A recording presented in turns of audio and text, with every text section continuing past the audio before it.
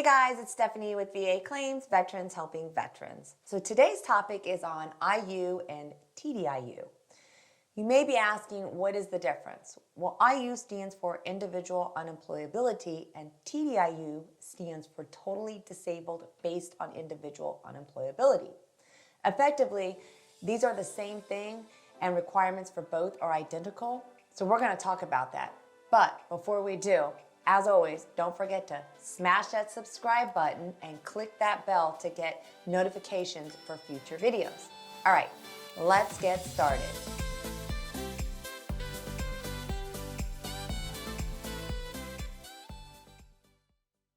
As I mentioned, IU and TDIU are effectively the same thing.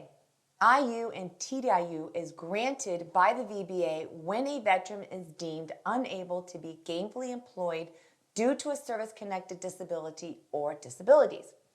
The VA will pay the veteran at 100%, but the veteran still maintains their overall disability percentage.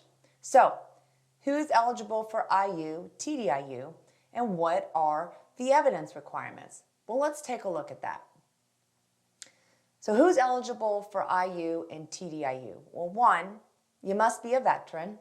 2, you must be unable to hold a job as a result of a service-connected disability or disabilities, and you must either have one disability that's rated 60% or more, or have multiple disabilities with at least one disability at 40% or higher with a total rating of 70% or more. What are the requirements, the evidence that's required? You must have evidence of at least one service-connected disability that meets the previous schedule requirements I mentioned. And you must prove that the service-connected disability or disabilities alone prevent getting or keeping substantially gainful employment.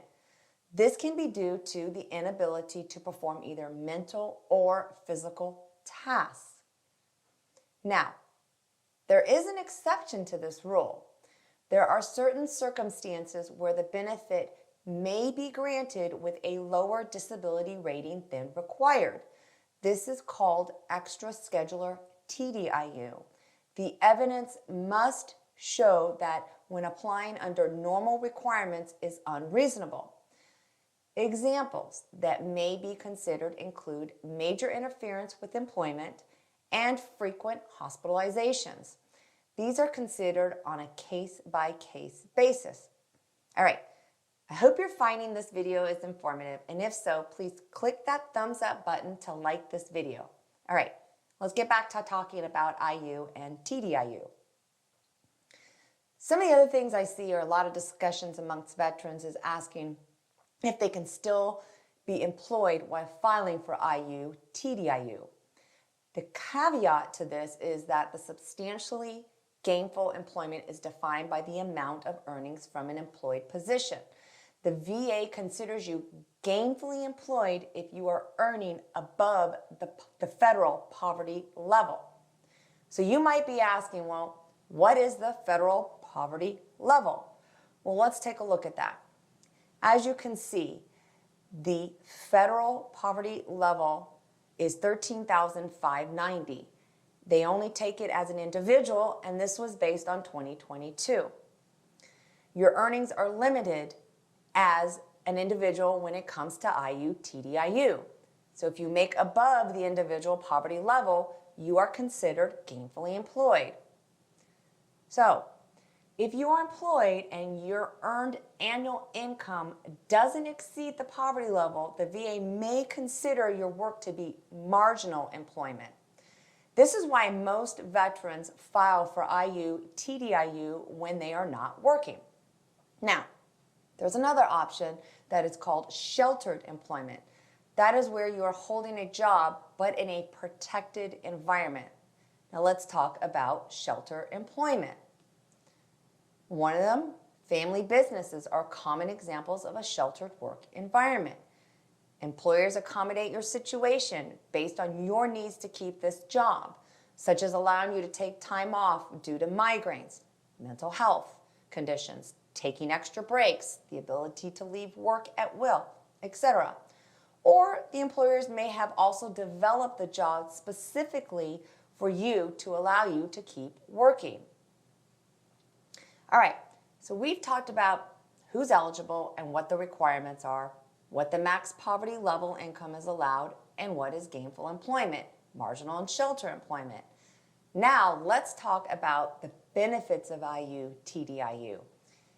If the VA grants you IU or TDIU, that means you are being paid at 100%, but as I stated earlier, you're retaining your existing overall percentage. In some cases, the VA will grant permanent and total, also known as PNT, which means you will no longer have exams because all your disabilities are considered static. Another thing to keep in mind is the VA annually runs your Social Security Administration, also known as SSA, records for earnings. So be mindful of this when you are granted IU, TDIU. IU and TDIU has income restrictions, so you need to make sure this is the path you want to take.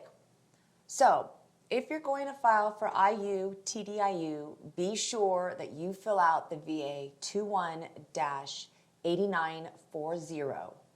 And be sure you submit the VA 21-4192 to any and all former employers. Keep in mind, when you submit that to your employers, just because they don't fill it out doesn't mean that's going to hinder your claim. The VA is also going to attempt to submit that to your former employers as well. So again, you fill out the VA 21-8940, you submit the VA 21-4192 to your employers, and you let the claim process. All right, I hope this video was helpful, and if so, don't forget to click that like button and click that bell I mentioned earlier for notifications of future videos to come. Please leave any comments or questions you may have in the comment section below, or feel free to email me at vacvhv@gmail.com. And remember my motto, veterans do better when veterans know better.